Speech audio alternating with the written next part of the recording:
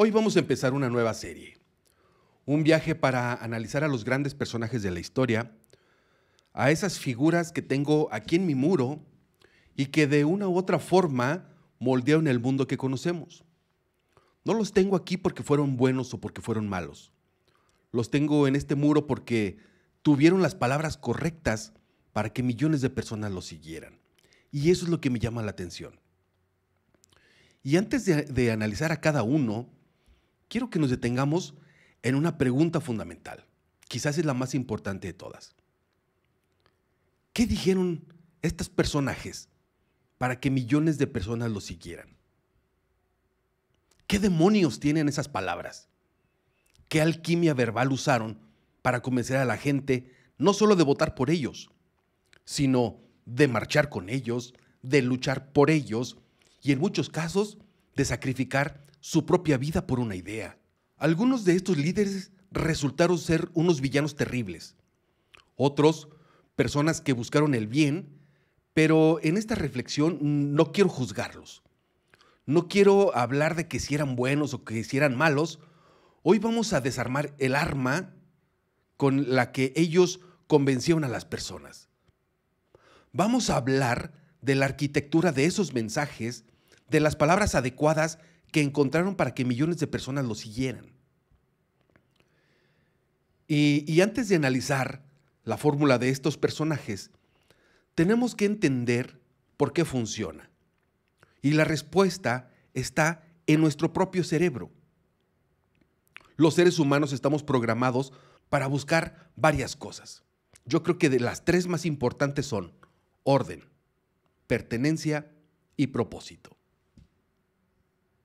Odiamos el caos, odiamos sentirnos solos y odiamos sentir que nuestra vida no tiene sentido. Y aquí está el bug en nuestro sistema que los grandes líderes explotan. Cuando nos enfrentamos a una incertidumbre, a una crisis económica, una guerra, un cambio social, nuestro cerebro entra en modo pánico y busca desesperadamente a alguien que le ofrezca un camino claro.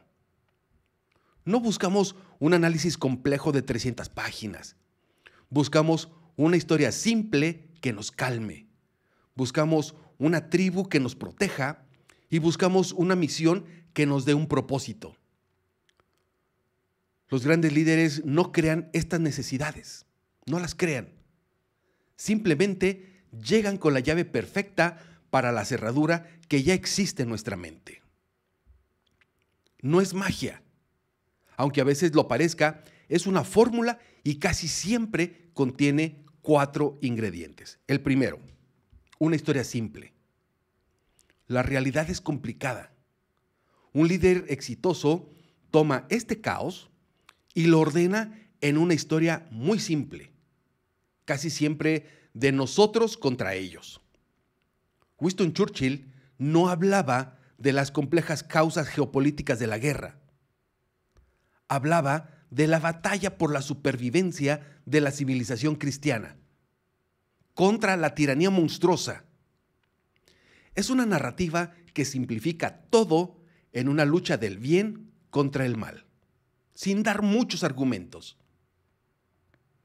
Segundo, un enemigo claro. Para que haya un nosotros, tiene que haber un ellos. El mensaje de un gran líder siempre identifica a un culpable claro. Para Franklin Roosevelt, durante la Gran Depresión, eran los banqueros sin escrúpulos. Para los revolucionarios es la burguesía o el imperialismo. Y al darle a la gente un rostro, un nombre, en lugar de enfocar su ira y su frustración, se crea un poderoso lazo de unidad.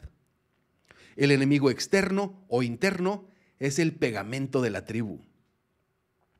Y tercero, una promesa de futuro. Nadie sigue a un líder que solo describe la oscuridad. La gente sigue a quien le pinta un cuadro de una tierra prometida. John F. Kennedy dijo: vamos a invertir en ingeniería aeroespacial. Dijo, vamos a poner a un hombre en la luna antes de que termine la década. Es una visión audaz que inspira. Martin Luther King no dijo, tengo una queja. ¿Qué dijo? Tengo un sueño. Te venden una utopía por lo cual vale la pena luchar. Cuarto, una identidad colectiva. Quizás el ingrediente más potente. Su mensaje te dice, tú no eres un solo individuo perdido, eres parte de algo más grande. De repente ya no eres un simple obrero, eres parte del proletariado. No eres solo un granjero, eres un pionero de la patria. Te dan una bandera, te dan un propósito, te dan un sentido de pertenencia que trasciende tu vida cotidiana. Y aquí es donde vemos el poder neutral de esta técnica. Las mismas herramientas pueden usarse para construir o para destruir. Pensemos en los dos oradores más poderosos del siglo XX, Hitler y Luther King. Hitler usó la fórmula a la perfección. La historia simple. Alemania fue traicionada y humillada. El enemigo, muy claro, los judíos y los comunistas, a quienes culpó de todos los males. La promesa de futuro, un Reich de 1000 años, un imperio purificado. Y la identidad colectiva, la superioridad de la raza aria. Su mensaje resonó en una nación desesperada y la llevó al abismo. Por el otro lado tenemos a Martin Luther King. Él también usó la fórmula, pero la usó con un fin radicalmente opuesto. El enemigo, claro, no era un grupo de gente, era un concepto: la injusticia, la segregación, el odio. La promesa de futuro, su sueño de una nación donde sus hijos no serían juzgados por el color de su piel. La identidad colectiva, no de una raza, sino de ciudadanos que exigen que su país cumpla su propia promesa de que todos los hombres son creados por igual. La técnica es la misma. Una historia, un enemigo, una promesa, una identidad. Lo único que cambia es el contenido y la intención. Uno usó las palabras para sembrar odio y otro utilizó para cosechar justicia. Entonces, ¿cuál es el secreto final? Pues no solo es tener la fórmula, es la resonancia. El mensaje debe llegar en el momento exacto en que la gente está desesperada por escucharlo. Un líder puede tener el mejor mensaje del mundo, pero si la sociedad está satisfecha, en paz y próspera, las palabras de este señor solo van a rebotar. Pero cuando hay una crisis profunda, una derrota militar, una depresión económica, una pérdida de identidad nacional, la sociedad se convierte en un caldo de cultivo. Es un terreno fértil esperando una semilla. Hitler llegó al poder no solo por sus palabras, sino porque la Alemania de Weimar estaba de rodillas, estaba humillada por el Tratado de Versalles y estaba devastada por la hiperinflación. Sus palabras resonaron porque ofrecían una explicación simple y una solución radical a un dolor real y profundo. Por eso es que tenemos que entender que los líderes más efectivos no crean el descontento, lo canalizan. No inventan los sueños de la gente, les dan voz. Y no se trata solo de ser un buen orador.